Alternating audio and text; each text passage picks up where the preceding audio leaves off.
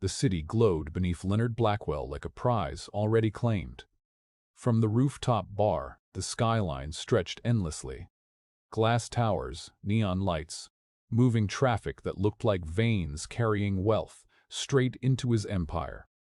Leonard leaned against the railing, a crystal glass of aged whiskey resting loosely in his hand, untouched for several minutes now. Not because he wasn't thirsty, because he was enjoying being watched. Men leaned toward him when he spoke. Women laughed a little too hard at his jokes. Every glance in his direction carried the same silent message. This man matters. Leonard had learned to recognize that look early in life. He had chased it. He had crushed people for it. And now, at 32, he owned it completely. "You know," one of his friends said, swirling his drink, "there's something unfair about you." Leonard smirked without turning. "Only something?" The laughter came easy. Loud. Confident. This was his world. Suits that fit perfectly. Conversations about acquisitions and markets. Jokes that landed because money made them funny. Another friend leaned in, already drunk enough to be bold. "Let's be honest, Leo," he said. "With your money, you could marry anyone you wanted." Leonard finally turned, eyebrows raised. "Anyone already wants to marry me," he replied calmly. That was when the man gestured toward the street below. Down there, where the light barely reached, a woman sat on the sidewalk near a closed bakery. Her coat looked thin, worn down at the elbows. Her hair hung loose, tangled by wind and neglect. She wasn't begging, just sitting, still, as if she had learned long ago that asking didn't change anything. "I bet you couldn't marry her," the man said. The word "her" was spoken like a stain. Laughter erupted. Leonard didn't laugh right away. He looked, really looked. And what he felt wasn't disgust. It was indifference. She was nothing. Background. A blur. "How much?" Leonard asked. The laughter stopped. "2 million, the man said after a beat. "Real marriage. 1 full year." Leonard smiled. "Deal." They shook hands. None of them noticed the woman glance up. Just once. Leonard Blackwell loved one story more than any other. The story of himself. He had told it so many times that even he believed it without question now. Born poor. Worked harder than everyone else. Outsmarted the system. Took risks no one else dared. A self-made man. That story had erased many things. The partner who coded until her fingers cramped. The meetings she prepared while he practiced smiling in mirrors. The contracts rewritten quietly at midnight. History, Leonard believed, belonged to the winners, and winners didn't apologize. Mara Vale had learned the value of invisibility. When you're invisible, people speak freely around you. They underestimate you. They forget to lock doors. She had once been the kind of woman who walked into rooms with confidence, laptop tucked under her arm, ideas spilling faster than people could write them down. Back then, Leonard had looked at her differently, not with respect, with calculation. She remembered the day he slid the revised contract across the table. His smile had been calm, friendly, practiced. "It's just standard restructuring," he'd said. She had trusted him. That trust cost her everything. The lawsuits drained her savings. The stress fractured her health. Friends faded when she stopped being useful. Eventually, she disappeared from the world Leonard watched. But she never stopped watching him. Leonard found Mara 3 days after the bet. He approached her the way people approach problems they can solve with money. Confidently, without curiosity.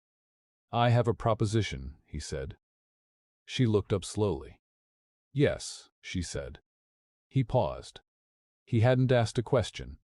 "I'll give you a place to live," Leonard continued. "Food, clothes, stability, and marriage." The word hung between them. Mara studied his face, the perfect hair, the tailored coat, the ease with which he expected obedience. "Why?" she asked. Leonard shrugged. "Because you have nothing to lose." Her fingers curled inside her sleeves. Nothing, she thought. He almost laughed. Instead, she asked, "Will there be a contract?" Leonard laughed instead. "Of course," he said. "I'm not stupid." "Neither am I," she thought. "I accept," Mara said softly. The lawyers were confused. Leonard wasn't used to that. Mara asked questions, detailed ones, about clauses, timelines, contingencies. She insisted on transparency. "She's being difficult," Leonard complained afterward. "She's being careful," the lawyer replied. Leonard waved it off. What could a woman like her possibly plan? The wedding was designed to be unforgettable. And it was. Guests whispered. Cameras flashed. Judgment floated through the air like perfume. Leonard stood tall. Mara walked slowly. She felt every stare, every thought. Why her? Is this real? Is she grateful? She wasn't. She was focused. Because everything had led to this moment. The suite was silent when the door shut behind them. Leonard loosened his tie. "Well," he said, "we should talk." Mara walked to the window instead. "Check under the bed," she said. Leonard frowned. "What?" "Please," she added. Annoyed, he bent down. The briefcase waited. The documents were neat. Precise, too precise. Leonard's name appeared everywhere. So did hers. His stomach tightened. "What is this?" he demanded. Mara turned. "You should read the highlighted sections," she said. His hands trembled. That had never happened before. Leonard stared at the documents longer than felt reasonable. At first, his mind refused to accept what his eyes were seeing. The words were clear, typed in clean legal language, but they didn't connect to reality. Not his reality. Transfer of shares, controlling interest, effective immediately upon legal marriage. He flipped the page too fast, then went back, slower this time. His breathing changed. Shorter, sharper. "This isn't funny," he said, though his voice lacked conviction. Mara didn't respond. She stood near the window, the city lights reflecting faintly in the glass behind her. For the first time that night, Leonard really looked at her, not as a prop, not as a punchline, but as a person standing completely still while his world tilted. "You think this is some kind of trick?" Leonard asked, trying to laugh. It came out wrong, flat, brittle. Mara turned. "No," she said. "I think it's the first honest thing that's happened between us." Leonard stood up so abruptly the chair scraped loudly against the floor. "You don't even understand what this says," he snapped. "This kind of contract." "I wrote the first version," she interrupted. The words landed heavy. Leonard froze. The silence that followed felt thick, like the air before a storm. "What?" he asked. Mara walked closer, her steps measured, calm. There was no fear in her posture, no hesitation. Mara walked closer, her steps measured, calm. "Only certainty. I helped build Blackwell Systems," she said, "before it was Blackwell Systems, when it was just an idea and a cheap office with broken air conditioning." Leonard shook his head. "No," he said, "that's impossible." She smiled faintly. "You always had trouble remembering people who stopped being useful to you." Mara watched realization flicker across his face. It was subtle at first, a tightening around his eyes, a slight tilt of his head. Then the color drained from his skin. "No," Leonard whispered. "You're Mara Vale," she said. "Your former partner." The room seemed to shrink. Leonard sat back down slowly, as if his legs no longer trusted him. "That's not possible," he said again, quieter now. "You disappeared." "I was erased," Mara corrected. "By you." She didn't raise her voice. She didn't accuse him with anger. She simply stated facts. Leonard's chest felt tight. His mind raced backward, searching through years of carefully edited memories, meetings, contracts, arguments he had justified, conversations he had rewritten in his head. He remembered her now. The long nights. The arguments over equity. The way she had looked at him the day he'd slid the revised agreement across the table. "Betrayed. You ruined me," she said softly. And you didn't even notice. Leonard's first instinct was anger, sharp, hot, familiar. You planned this, he accused. You manipulated me. Mara nodded. Yes. The simplicity of her answer stunned him. You used my bet, he continued. You tricked me into this marriage. She met his gaze. You tricked me into this marriage. She met his gaze. You turned marriage into a joke, she said. I turned it into a mirror. Leonard stood again, pacing now. This won't hold up, he said desperately. I'll have it overturned. You won't, Mara replied. Your lawyers approved it. Your board signed off on it. You were too busy laughing to read the fine print. He stopped pacing. His heart pounded hard enough that he could hear it. You can't do this, he said. Everything I built. You mean everything we built, she said gently. That was worse. Leonard sank into the chair. For the first time in his adult life, there was no move left to play. No leverage. No threat. No trick. He could write to make this disappear. Mara watched him carefully. She didn't feel joy. Not yet. She felt closure beginning to form. I didn't do this to destroy you, she said. I did this so you would finally feel what it's like. Leonard laughed weakly. Feel what? She stepped closer. To have your future decided by someone who doesn't care how you feel about it. That silence again. Leonard's shoulders sagged. What do you want? He asked. Mara considered the question. I want my company back, she said. And I want you to live with what you did. The sun rose quietly. Leonard hadn't slept. He sat on the edge of the bed, staring at the floor, his phone vibrating endlessly beside him. Messages. Calls. Alerts. Mara stood by the door, dressed simply, her hair tied back. I'll be at the office, she said. You should come too. He looked up, eyes hollow. They'll crucify me, he said. She nodded. Yes. Then she left. The boardroom had never felt hostile before. Leonard had owned that room, the long glass table, the leather chairs, the city view behind him. Now, as he walked in, conversations stopped. Eyes followed him. Not with admiration. With calculation. Mara sat at the head of the table. Leonard's seat. Good morning, she said calmly. One board member cleared his throat. Leonard, he began. We need to discuss recent developments. Leonard opened his mouth. Nothing came out. For the first time, his voice didn't matter. The news broke by noon. Headlines spread fast. Blackwell CEO loses controlling interest overnight. Marriage contract sparks corporate coup. Leonard watched it unfold like a spectator at his own execution. Reporters camped outside. Stock prices dipped. Investors panicked. Mara addressed the media once. She spoke clearly. Calmly. This was not revenge, she said. It was accountability. Leonard didn't recognize the man staring back at him on the screen. He looked smaller. Friends stopped calling. The rooftop bar felt like another lifetime. The penthouse echoed when Leonard walked through it alone. He replayed every moment, the bet, the laughter, the woman on the sidewalk he hadn't seen as a person. For the first time, shame crept in. Not because he'd lost money, but because he'd been exposed. Mara worked late. Not out of obsession, out of care. Employees noticed the change immediately. Meetings became collaborative. Decisions explained.